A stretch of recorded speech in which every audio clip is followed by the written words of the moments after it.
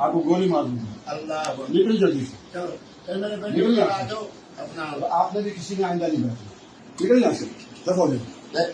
نہ پورے ملک میں جہاں ملے اس کو کوڑے لگا جائے. جیسے میں آپ کو بتاتا ہوں نا کہ یہ جو مذہبی طبقہ ان کے دل سخت ہیں. یہ جو لال مسجد جو یہاں پہ بنی ہوئی ہے کہ یا مولوی عبدالعزیز صاحب کی ہے, کیا یہ ان کے خاندان کی مسجد ہے؟ تو یہی مفتی قوی خواہ کیوں نہ مسجد کے اندر ہی یہ کام شروع کر دیں جو یہ باہر کریں گے, یہ ان کے لیے قبول ہوں گے. بسم اللہ والصلاة والسلام علی رسول اللہ وآلہ ووالا. السلام علیکم ورحمۃ اللہ وبرکاتہ. امید کرتا ہوں آپ لوگ خیریت سے ہوں گے. پروردگار آپ سب کو اپنے حفظ و امان میں رکھے.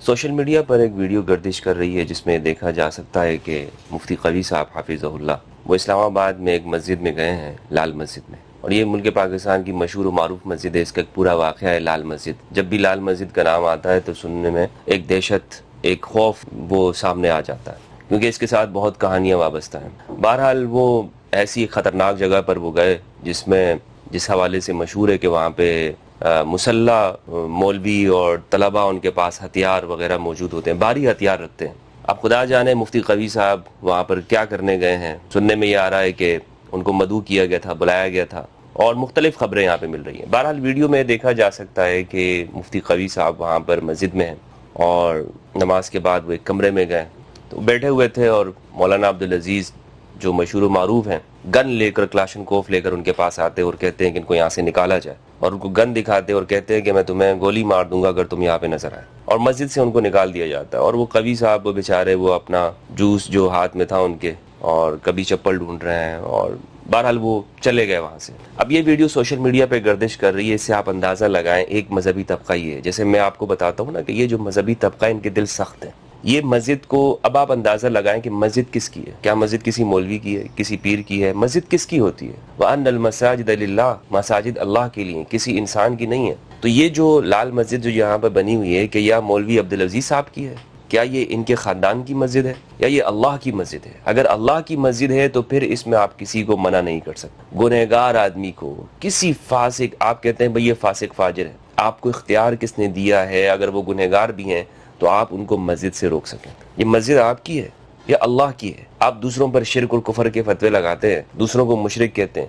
کیا یہ شرک نہیں ہے کہ قرآن نے جو بات کہی ہے اس کے مقابلے میں آپ اپنی بات رکھیں؟ کلاشن کوف لے کر مولوی صاحب کے پیچھے پڑا. مفتی قوی صاحب پاکستان کے اندر یہ ان منافق مولویوں سے اور مفتیوں سے ہزار اور لاکھ گنا بہتر ہے کہ جو وہ باتیں کرتے رہتے ہیں جو خود نہیں کرتے. یا ایھا الذین آمنوا لم تقولون ما لا تفعلون, اے اہل ایمان تم وہ کیوں کہتے ہو جو خود نہیں کرتے. مفتی قوی وہ شخص ہے کہ جو اس کے دل میں ہے وہ سامنے بھی ہے. آپ کہتے ہیں کہ جناب خواتین کے ساتھ مشہور ہے, میں ان باتوں کی حمایت نہیں کر رہا. ممکن ہے, اور کوئی انسان 100% کامل نہیں ہوتا. اگر ان کو خواتین میں دلچسپی ہے یا وہ بات کرتے ہیں تو یہ مفتی قوی صاحب کا ذاتی عمل ہے. مجھے اور آپ کو زیادہ سے زیادہ یہ ہے کہ ہم ان کے لیے دعا کر سکتے ہیں, اپنے لیے ہدایت کی دعا کر سکتے ہیں کہ پروردگار ہمارے عیوب پہ پردہ ڈالے. کسی کے کوئی یہ نہیں کہہ سکتا کہ اس کے کوئی عیب نہیں ہے. یہ ہمارے عیبوں پر رسول اللہ کی رحمت کی وجہ سے پردہ پڑا ہوا, ورنہ آج سب عذاب میں مبتلا ہوتے ہیں. تو مفتی قوی صاحب کا ایک وہ ہے ان کی نجی زندگی ہے, اور ایک یہ کہ جو وہ یہاں پر آئے ہیں, مسجد میں آئے ہیں. ہونا کیا چاہیے تھا؟ ہونا یہ چاہیے تھا کہ یہی عبدالعزیز صاحب ان کو کہتے مجھے آپ سے اس معاملے میں اختلاف, آئیے دونوں بیٹھتے ہیں, دونوں بھائی ہیں, آپ اپنا نقطہ نظر رکھیں, میں اپنا نقطہ نظر رکھتا ہوں, اور مجھے آپ سے اس معاملے میں اختلاف ہے. آپ ایک پیسفل انداز میں گفتگو کرتے ہیں. مولوی عبدالعزیز گفتگو کرتے, مفتی عبدالقوی گفتگو کرتے, جس کے دلائل قوی ہوتے ہمارے سامنے ویڈیو وہ بنا دیتے, ہم خود فیصلہ کر لیں. یہ پوری قوم یہ فیصلہ کرتی اور دیکھتی کہ ہاں بھائی مولوی عبدالعزیز کے دلائل بڑے بہترین ہیں, اور مفتی قوی وہ اپنی جانب سے بات کرتا ہے, اس کے کوئی دلائل نہیں. آپ نے یہ رویہ رکھنے کے بجائے اس کے پیچھے آپ کلاشن کوف لے آئے. تو اس سے معلوم یہ ہوتا ہے کہ آپ نے یہ جو لال مسجد نے جو پہلے جو اس کا ریکارڈ ہے اس میں بھی آغاز یہیں سے ان کی جانب سے ہوتا رہا ہے. اور جس طرح اسلام آباد اور گرد و نواح کا امن خراب کرنا, وہاں پر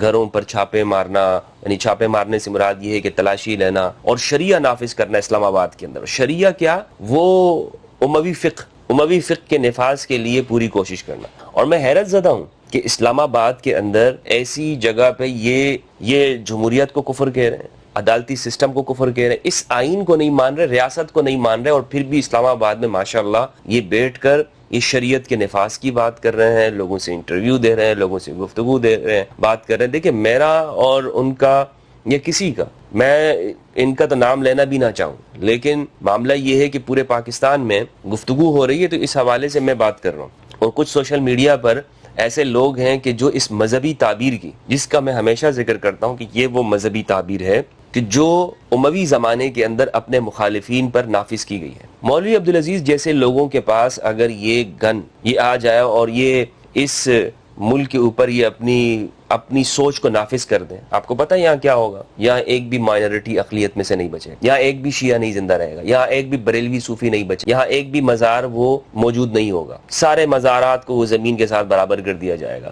اسی طرح یہاں پر آپ یہ دیکھیں کہ جو آرٹ کلچر ہے، جو ثقافت ہے، کوئی یہاں پر آپ کو یہاں کی ترقی نظر نہیں آئے گی، کیونکہ یہ وہ بنیادی فکر ہے کہ جس کو جو انتہا پسندانہ عزائم اسلام کے اندر داخل کیے گئے پہلی صدی بنو امیہ کے زمانے سے، اور بعد میں پھر ابن تیمیہ اور خارجیت کے جو افکار ہیں وہ یہاں پر شامل کیے گئے ہیں۔ تو اسلام ان کا یہی ہے میرے بھائی، یہ جو مفتی عبدالقوی کے ساتھ انہوں نے کیا ہے، یہ ان کی سوچ اسلام کی یہ ہے، ورنہ حقیقی اسلام یہ نہیں ہے۔ حقیقی اسلام کی ایک مثال میں آپ کو بتا دوں، رسول اللہ صلی اللہ علیہ وآلہ وسلم کا دور اقدس ہے، وہاں پر آپ صلی اللہ علیہ وآلہ وسلم کے پاس مسیحی آتے ہیں اور وہ یہ سوال کرتے ہیں آپ سے گفتگو کے لیے، مسجد میں آ جاتے ہیں، آپ ان کو مسجد میں ٹھہراتے ہیں، ان کے لیے خیمہ لگاتے ہیں باقاعدہ، اور ان کو وہاں ٹھہرایا جاتا ہے، ان کے لیے باقاعدہ خیمہ لگایا جاتا ہے، ان کو وہاں پر کہا جاتا ہے کہ آپ یہیں پہ رہیں۔ نماز کا وقت ہوتا ہے، مسلمان اپنی نماز پڑھ لیتے ہیں، ان کی عبادت کا بھی ٹائم ہو جاتا ہے، تو وہ مسجد نبوی میں اپنے مذہب کی طریقے کے مطابق وہاں مسجد نبوی میں عبادت کرتے ہیں۔ صحابہ وہاں پہ کھڑے ہو جاتے ہیں، آپ صلی اللہ علیہ وآلہ وسلم ان کو منع کرتے ہیں، ان کو یہیں پہ عبادت کرنے دو۔ اسی طرح ثقیف کا جو وفد ہے، جو مشرکین کا تھا، ان کو بھی آپ نے مسجد نبوی میں ٹھہرایا۔ ایک شخص مسجد نبوی میں آتا ہے، دیہاتی بدو، اور وہ کیا کرتا ہے، وہ مسجد کے اندر وہیں پر سب کے سامنے وہاں پیشاب کر دیتا ہے۔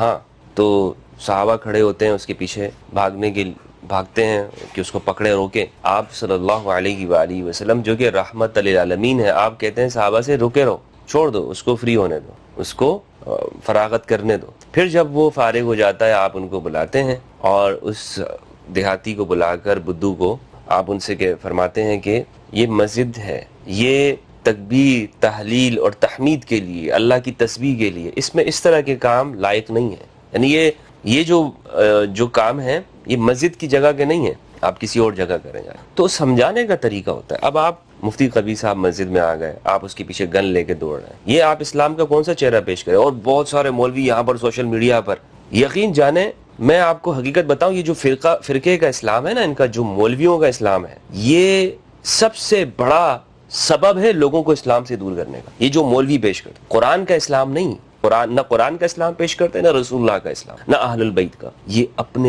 اپنا جو ان کی خواہشات ہے، کیونکہ ان کو پسند نہیں ہے نا مفتی قوی، یہی مفتی قوی ہیں۔ اگر یہ ان کے اکابر کے نغمے گانے لگ جائیں، ان کے اکابر کی بولی بولنے لگ جائیں، تکفیر کرنے لگ جائیں، تو یہی مفتی قوی خواہ کیوں نہ مسجد کے اندر ہی یہ کام شروع کر دیں، جو یہ باہر کریں گے یہ ان کے لیے قبول ہوگی۔ ہاں، کیونکہ یہ ان کے فرقے کے لیے مارکیٹنگ کریں گے۔ اب یہ ان کے فرقے کی مارکیٹنگ نہیں کر رہے، اور وہ اپنے من میں لگے ہوئے ہیں، اپنا موج مستیوں میں لگے ہوئے ہیں، تو ان کی شکل ان کو پسند نہیں آئی اور ان کو نکال رہے ہیں۔ ورنہ یہ بہت سارے کام ان کے مولوی کرتے ہیں، ان کو تو کوئی کچھ نہیں بولتا، ان کے پیچھے تو کبھی عبدالعزیز یہ نہیں بھاگے۔ اور پھر آپ کہتے ہیں کہ ان کو میں کوڑے ماروں گا۔ آپ کون ہوتے ہیں؟ اس ملک میں مجھے یہ بات سمجھ میں نہیں آ رہی کہ کیسے اجازت مل رہی ہے ان سب کو شریعت نافذ کرنے کی۔ کبھی یہ بات کرتے ہیں، کبھی اسلام آباد کو بند کر دیتے ہیں۔ کوئی قانون ہے؟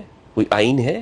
ہم نے اس ملک کو مطلب دہشت، مساجد سے تو محبت کا پیغام ہونا چاہیے، اس کو کس طرح کا کر کے پیش کیا جا رہا ہے؟ کیا یہ سبب نہیں ہے یہ لوگ، مولوی عبدالعزیز جیسے لوگ جو گن لے کے لوگوں کے پیچھے بھاگتے ہیں، کہ ہمارا نوجوان طبقہ یہ سمجھ رکھنے والا وہ اسلام سے کیا قریب ہوگا یا دور ہوگا؟ مجھے بتائیں ذرا، اللہ کے لیے گواہی دیتے ہوئے، کہ اس طرح کے عمل کی جو ذمہ داری ہے وہ کس پہ بنتی ہے؟ کیا ہمارا نوجوان اس سے دین کے قریب آئے گا یا دین سے دور ہوگا؟ کوئی ایک مثال مجھے آپ بتائیے، ایک مثال سنت نبوی سے، سیرت مطہرہ سے، کہ رسول اللہ نے یا اہل البیت علیہ السلام نے کبھی کسی کی گناہ کی وجہ سے اس سے نفرت کی، کبھی کسی کے ظاہری گناہوں کی وجہ سے اسے مسجد سے نکالا ہو؟